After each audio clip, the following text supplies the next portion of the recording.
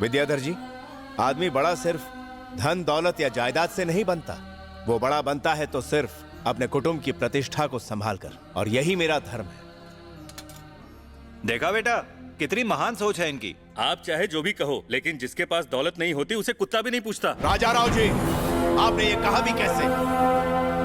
क्या आप ये बात नहीं जानते कि जिस दिन से मेरे पिता ने ये फैसला किया है, तब से ही भूपति को हमने अपना दामाद मान लिया है। एक तरह से कहा जाए तो भूपति हमारा वारिस है। हम अपने संस्कारों और परंपरा को अहमियत देते हैं। झूठे दिखावों से हमारा कोई सरोकार नहीं। मेरा ये उद्देश्य नहीं था। आपका उद्देश्य चाहे जो भी हो, आगे से मैं इस तरह की बातें सुनना नहीं चाहता। 100 झूठ भले ही एक सच पर भारी पड़ सकते हैं, लेकिन झूठ का राज हमेशा बरकरार नहीं रहता। श्रीहरि। जी मालिक। वकील साहब को बुलाओ।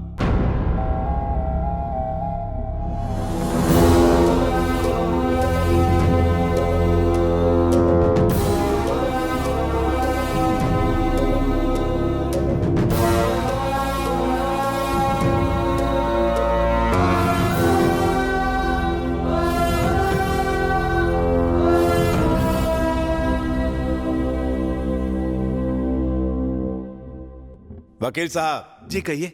मेरा एक एक शब्द ध्यान से सुनकर वसीयत तैयार करना। रत्नागिरी संस्थान की सारी जायदाद, जो पीढ़ियों से हमारे खानदान की विरासत रही है, जिसे मेरे दादा परदादा ने अपने खून से सींचा, जिसे मेरे पिता ने आगे बढ़ाया, और मैं उनका इकलौता वारिस, मेरा कर्तव्य है कि मैं इसे और आगे बढ़ाऊं और ऐसे हाथों में सौंपूं जो इसका सदुपयोग कर सके। बताइए, फिलहाल कितनी जमीन है हमारी? 1000 एकड़ जमीन है। उसका आधा हिस्सा अपनी बहन मोहिनी की शादी में भेंट स्वरूप दे रहा हूं, जिसकी परवरिश मैंने अपनी बेटी की तरह की है।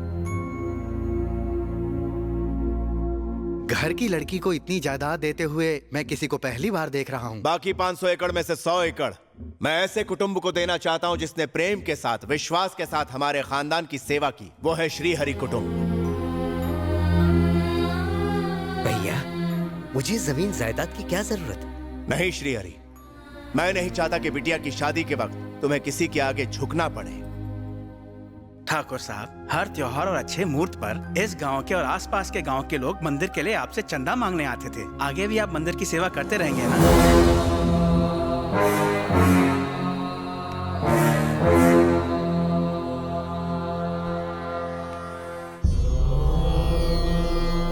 वकील साहब, मैं आपको एक और बात बताना चाहता हूँ। बाकी के आधे हिस्से से हमारी कुल देवी का मंदिर बनाया जाए। भूपति और मोहिनी के लग्न के निमित्त वहाँ एक बहुत बड़ा हवन होगा। बेटा, गंधर्व महल में आया हुआ आदमी कभी खाली हाथ नहीं जाता। ये तुमने साबित कर दिया। आज तुमने अपने पूर्वजों का नाम रोशन कर दिया बेटा। तुम्हारे पिताजी बहुत खुश होंगे। हाँ ठाकुर साहब, आपने सब कुछ मंदिर को दान कर दिया है। आपका दिल समुद्र जितना विशाल है। आज से पहले मैंने किसी को ऐसा करते नहीं देखा।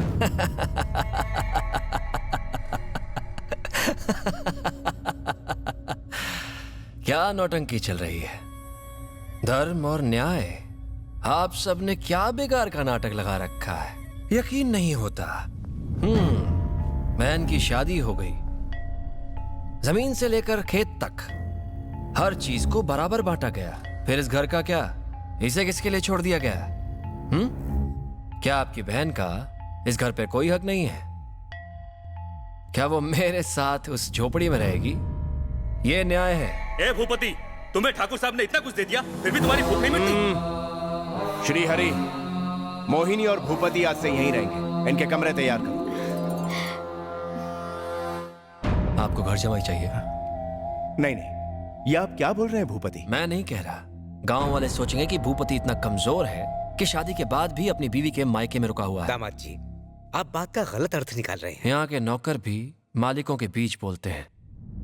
जायदाद जो मिल गई है, मैं अपने ससुराल में जिल्लत की जिंदगी नहीं जी सकता। तुम्हारा भतीजा ये क्या बोल रहा है? इसका दिमाग खराब हो गया क्या? इस महल को बांटकर इसके टुकड़े कर देना चाहता है क्या? जवाब दो भूपति, ये सब क्या है? आपको दिखाई नहीं दे रहा चाचा जी? मैं सिर्फ ये चाहता हूँ कि महल के बीच दीवार खड़ी करके महल को बांट दिया जाए। बस कीजिए भूपति, आपसे मुझे ये उम्मीद नहीं थी। हमारे पूर्वजों ने अंग्रेजों के सामने कभी घुटने नहीं टेके। गांव वालों के साथ चट्टान की तरह खड़े रहे और उन्हें आगे बढ़ने की हिम्मत दी, और इसका साक्षी है ये गंधर्व महल। इस पवित्र जगह के ना कभी टुकड़े हुए ना कभी होंगे। नहीं, कुछ भी हो जाए मैं इस महल की शान को आंच नहीं आने दूंगा। श्रीहरि, मैं अभी और इसी वक्त ये महल छोड़ रहा हूँ। भैया, भैया, रुक जाइए भैया, आप ऐसा नहीं कर सकते। तुम्हारे भैया जो भी करते हैं तुम्हारी खुशी के लिए करते हैं। खुशी से बढ़ के दुनिया में कुछ नहीं होता। तुम इस परिवार की इकलौती बेटी हो। इस महल में तुम रहो या हम, बात तो एक ही है ना। कसम खाओ आप नहीं जाओगे। मुझे मत रोक, तू मेरी बहन है। मैंने तुझे लाड प्यार से पाला है। मैं नहीं चाहता तेरे जीवन में मेरी वजह से कोई कष्ट आए। तेरी खुशी ही मेरे लिए सब कुछ है। ये महल तेरी खुशी के आगे कुछ भी नहीं। इस महल की एक एक दीवार मुझे रोकने की कोशिश जरूर करेगी, लेकिन तुम यहां रहोगी तो यहाँ की खुशियां बरकरार रहेंगी। मुझे भी सुकून मिलेगा। चल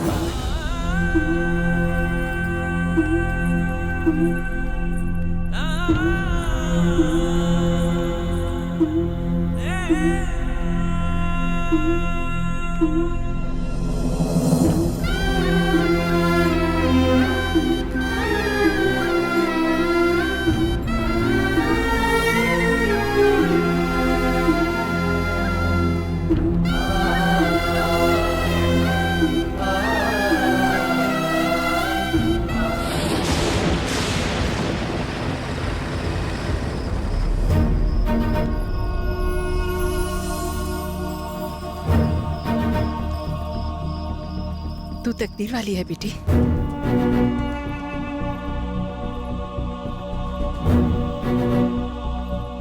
वाह, क्या आलीशान महल है। ये गंधर्व महल अपनी रानी अमृता की कब से राह देख रहा था। स्वागत है, स्वागत है। मौसी जी, आपने तो मुझे भिखारी कहकर कोठे से निकाल दिया था। तभी मैंने अमृता से शादी करके इसे रानी बनाने का प्रण ले लिया। आपने कहा था कि मैं निकम्मा हूं, ना घर है ना दौलत है, पर आज ये महल, ये गंधर्व महल मेरा है। आप तो शुरू से ही राजा थे, इसलिए तो मेरी प्यारी अमृता आपको इतना पसंद करती है। आओ अमृता, आओ, मैं तुम्हें अपने प्रेम का साम्राज्य दिखाता हूँ। चलो, सबसे पहले मैं तुम्हें हमारा कमरा दिखाता हूँ। हमारा नहीं, वो कमरा सिर्फ आपका है। मोहिनी, ओ मोहिनी,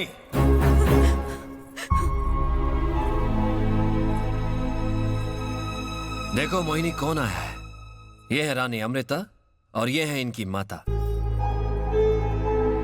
इन्हें बताओ मोहिनी, शादी के बाद मैंने एक भी रात तुम्हारे साथ गुजारी है? सर नीचे करके मुझे झूठा साबित करने की जरूरत नहीं है। बताओ, क्या मैंने तुम्हें एक बार भी छुआ है? मोहिनी, मोहिनी, मोहिनी! ये गलत है। आपकी पहले से ही एक पत्नी है। इसके बावजूद मैं आपकी जिंदगी में आई तो मुझे रखेल का दर्जा मिलेगा। अमृता, मैं तुम्हें बहुत प्यार करता हूँ। अगर आपका प्यार सच्चा होता तो आप किसी और से शादी नहीं करते। लेकिन अमृता, उससे मैंने शादी की तुम्हें पाने के लिए। शादी करके अगर आप मुझे इस घर में ले भी आए, फिर भी आप सबके सामने सर उठा के मुझे कबूल नहीं कर पाएंगे। आखिर मैं एक वैश्या की बेटी जो हूँ। कीचड़ में बड़े होने के बावजूद मैं चाहती थी कि मुझे एक नेक परिवार मिले जहाँ मैं अभिमान से जी सकूं। इसीलिए तो मैं आपसे प्यार करने लगी थी। लेकिन मैं नहीं चाहती कि मैं किसी का घर उजाड़ कर उसकी जिंदगी में एक पत्नी की जगह लूं और उसकी बददुआ मुझे लगती रहे। इससे तो मैं कुंवारी रहना पसंद करूंगी। आप फिक्र मत कीजिए, मैं उसे समझा बुझा के वापस ले आऊंगी। अरे ओ पागल लड़की!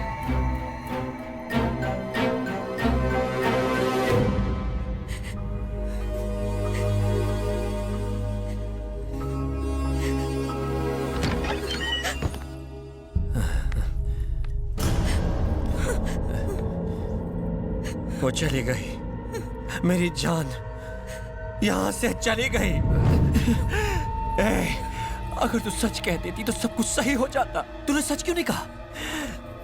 अमृता को लगा कि हम लोग अपनी जिंदगी से खुश हैं, इसलिए अमृता मेरी जिंदगी से दूर चली गई।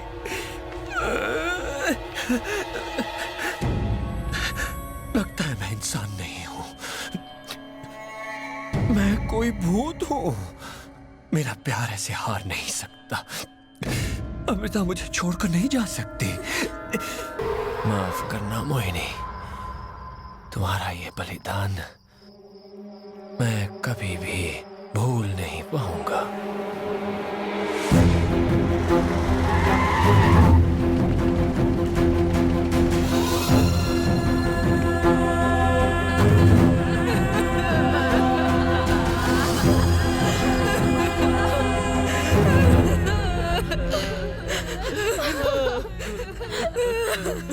मालिक, आपकी जुदाई ने आपकी बहन की जान ले ली। उसने ये कह के अपनी जान दे दी कि वो अपने भाई के बिना नहीं रह सकती। पगली ने खुदकुशी कर ली। ये इसने क्या कर लिया?